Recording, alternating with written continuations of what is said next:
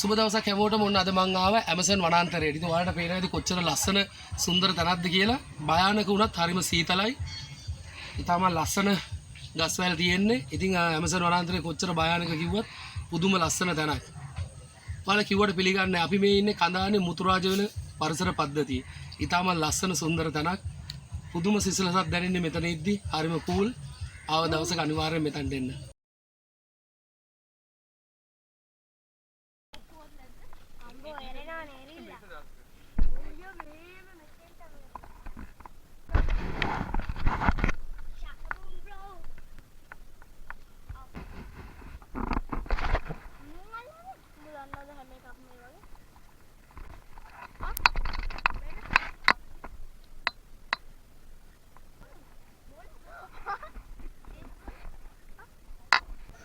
මම දන්න විදියට මේ මුතුරාජල පරිසර පද්ධතිය තමයි ලංකාවේ තියෙන විශාලතම තෙත්බිම.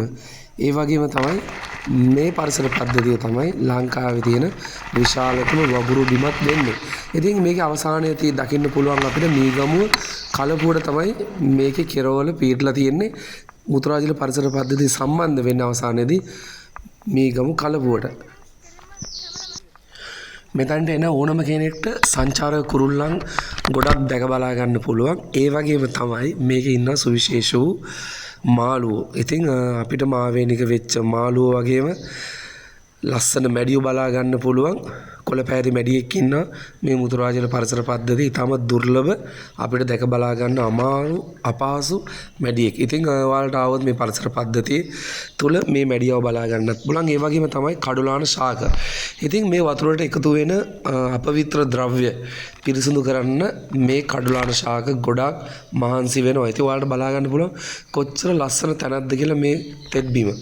පාසි බැඳිච්ච, මිනිස්සු වැඩි ඇවිදිච්ච නැති තාමත් සුන්දර අති සුන්දර පරිසරයක් තමයි මුතුරාජවැල පරිසර පද්ධතිය කියන්නේ. ඉතින් කොළඹ ඉඳලත් මහ දුරක් නෙමේ, මීගමුව ජායල ගම්පහ ඉඳලා එන කෙනෙක්ට උනත් ඉතා ඉක්මනින් එන්න පුළුවන් තැනක් තමයි මේ මුතුරාජවැල පරිසර පද්ධතිය. ඉතින් දරුවන්ව ගෙනල්ලා පෙන්නන්න මේ ගහකොළ, මේ සතා සිව්පාවන්ව පෙන්නන්න ඔයාලට පේනවා ඉතින් මේ දේශීය ශාක, දේශීය ගස්කොළන් කොච්චර අති රමණීය, අති සුන්දර ලස්සන රටාවල් මවා පානවාද කියලා අපිට.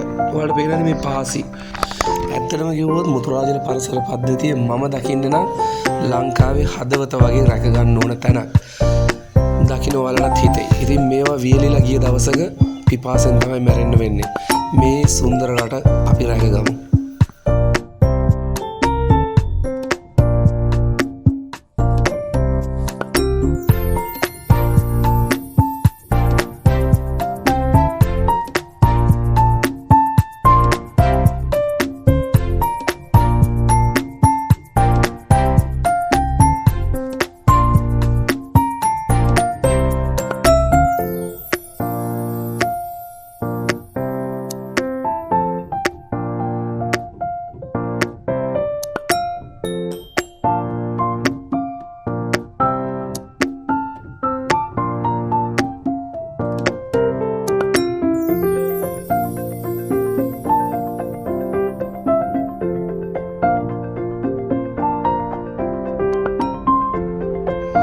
ඔයාලා දැන් මේ දකින්නේ මුතුරාජල පරිසර පද්ධතිය හරහා යන හයිවේ එක.